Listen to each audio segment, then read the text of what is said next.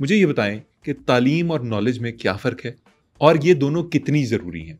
हुजूर अल्लाह, देखें तालीम का तो मुझे नहीं पता, लेकिन नॉलेज मैं आपको बताऊं कि नॉलेज बहुत ज़रूरी है। नॉलेज आपको बताती है कि अंधेरे में स्विच किधर है, आपको ये पता चल जाता है। आप सोए हुए होते हो, आपको मच्छर कहाँ काट रहा है, आप नींद में उसको वहीं पे मारते हैं। ये नॉलेज है, ये नॉलेज है। और नॉलेज आपको ज़रूरी नहीं है कि कॉलेज से मिले, ये बिल्ट इन होती है और ये आपका जो सराउंडिंग्स होती है ना, वो आपको सिखाती है। और मैं समझता हूँ खान साहब, नॉलेज इतनी होनी चाहिए जितनी नॉलेज होनी चाहिए। अभी किसी बंदे ने किसी बंदे से सवाल किया कि यार सबसे बड़ी बिल्डिंग कौन सी है, अगले ने कहा मियाँ खलीफा, और दोनों हंस पड़े। क्यों दोनों को नहीं पता था। ये है फ़र्क नॉलेज ना होने का, ये नुकसान होता है। खान साहब, आपसे एक सवाल करता हूँ। जी पूछिए। क्या आपको जनरल ज़ियाउल हक साहब के बारे में नॉलेज है? बिल्कुल है। आपको जनरल नॉलेज है? जनरल नॉलेज ये होती है कि मुझे जनरल ज़िया के बारे में पता हो। ओ भाई, तो फिर और क्या मेजर के बारे में नॉलेज होगी, या फिर बिल्ली के बारे में होगी, या फिर किसी इलाके के बारे में होगी। जनरल नॉलेज जर्नल के ही बारे में होती है। आपको मेरे ख्याल से यही लेवल है। यही मैं पेट पेट के लोगों को समझा समझा के अक गया हूँ, थक गया हूँ कि उनकी समझ नहीं आ रहा। आपको ना पता नहीं, आप सतही सोच के इंसान हैं। आप अपने आप से सवाल करें, अपना मुहासबा करके दोनों हाथों से गिरबान पकड़ के झंझोड़ें खुद को, अपने से सवाल करें, अपने आप को गंदी गालियां दें कि आपको नहीं पता। सर आगे बढ़ें। मुझे ये बताइए कि अभी आपका लेटेस्ट टूर कहाँ का था? आप दूसरे मुल्कों में भी जाते हैं, मोटिवेशनल स्पीचेस करते हैं, अभी कहाँ से आए हैं आप? हाँ, अभी रिसेंटली मैं यूरोप का एक टूर करके आया था। हाँ साहब, जबरदस्त। और वहाँ पे आपने सुना होगा गैंग बैंग टावर जो है। गैंग कहाँ सर? इंग्लैंड में? इंग्लैंड में जो गैंग बैंग टावर सर है, उसका कुछ और नाम है, गैंग बैंग बिल्कुल कोई और। सॉरी, मेरे जहन में कुछ और था। वो है बेन 10 टावर, सर बड़ा मशहूर है। बिग बेन कहते हैं उसको। हाँ। बेन 10 कुछ और चीज है। अगेन कार्टून कैरेक्टर का नाम दे रहे हैं। बिग बेन है उसका नाम। हाँ, बिग बेन। मैं खान साहब वहाँ खड़ा था और 4000 लोग वहाँ पे मौजूद था। और आपने मोटिवेशनल स्पीच की? 4000 लोग और वहाँ मौजूद था। मैं वहाँ पे मोटिवेशन मैंने स्टार्ट ही की है, कोई आधा घंटा बोला हूँ, और मैं नोट कर रहा था कोई मेरी बात सुन नहीं रहा, सारे अपने में लगे। और सबके जो बंदा मैंने देखा है खान साहब, हुजूर अल्लाह, एक एक बंदे के हाथ में 2-2 3-3 शॉपिंग बैग थे। मैं तो सोच रहा था ये मुझे सुनने आए हैं या मैं इनकी शॉपिंग देखने आया हूँ।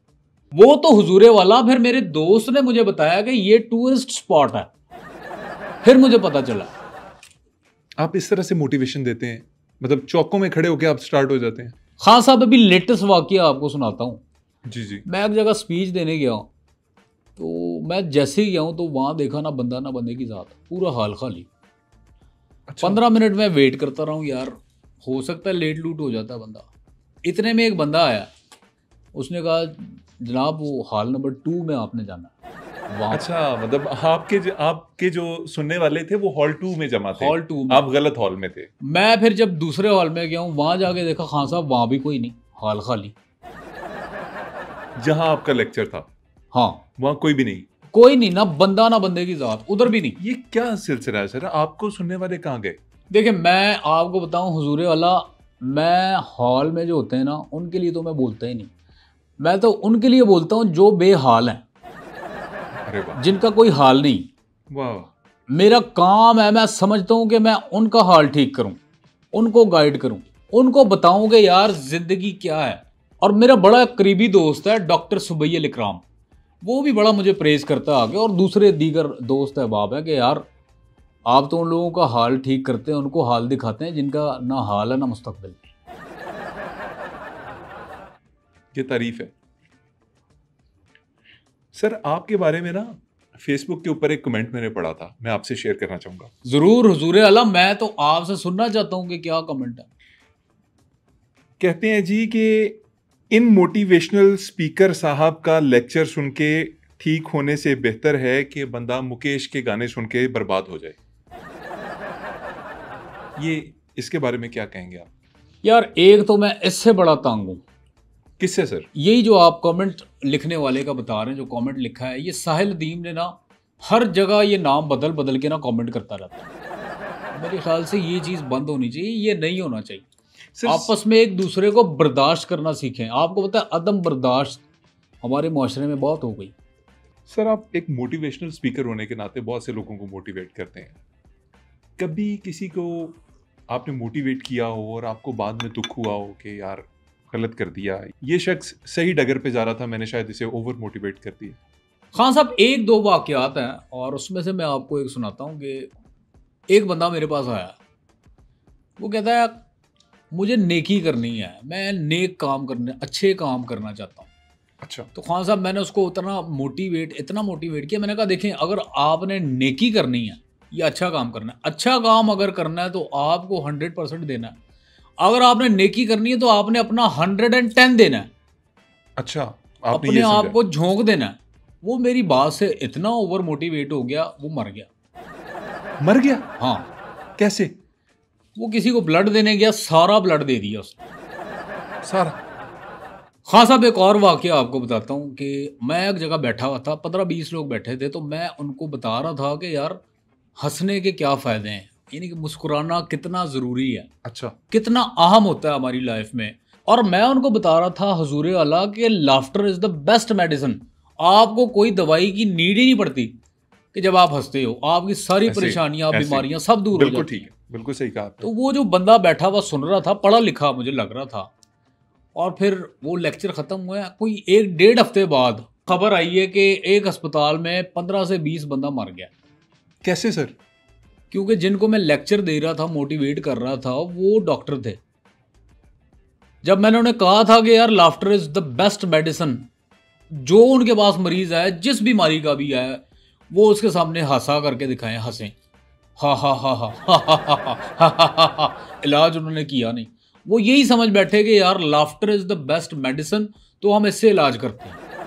तो ये भी एक प्रॉब्लम होता है। देखिए, मैं बात वही कह रहा हूँ कि चीज़ों को जब तक आप बारीकी के साथ समझेंगे नहीं, आपका नुकसान है। लॉस सरासर आपका है और किसी का कुछ नहीं जाना। नहीं सर, मुझे ये बताएं कि क्या इसमें आपकी गलती शामिल नहीं है कि आप हर बंदे को एक तरह से समझाने की कोशिश करते हैं? एक हॉल के अंदर 200 बंदा, 2000 बंदा, 20 बंदा, एक बंदा बैठा हुआ है, आपको क्या पता कि वो क्या सोच रहा है? I won't agree with you. मैं आपसे एग्री करता ही नहीं इस बात पे। हाँ साहब, मेरी जो मोटिवेशन की जो तर्ज अमल है मेरा, वो वेरिएशंस में होता है। कैसे वो वेरिएशन वेरिएशंस में होता है। कैसे? मतलब मैं अगर एक जगह मोटिवेट कर रहा हूँ बैठ के, एक हॉल लेट सपोज आप लगा लें, अगर मैं एक्सट्रीम राइट पे खड़ा हूँ तो मैं उसको वेरिएट कैसे करता हूँ? मैं राइट से मिड में आ जाता हूँ, वहाँ से वेरिएट करता हूँ, मैं लेफ्ट, एक्सट्रीम लेफ्ट पे चला जाता हूँ।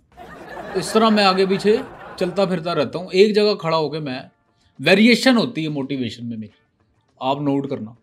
सर वेरिएशन आपके फिजिकल मूवमेंट में नहीं होनी चाहिए, मेरा ख्याल में आपके आइडियाज में होनी चाहिए। यही तो बात है। देखें, यहाँ आप मार खा जाते हैं। देखें, जब तक आपकी मूवमेंट में वेरिएशन नहीं होगी, फिजिकली आपकी वेरिएशन आ ही नहीं सकती।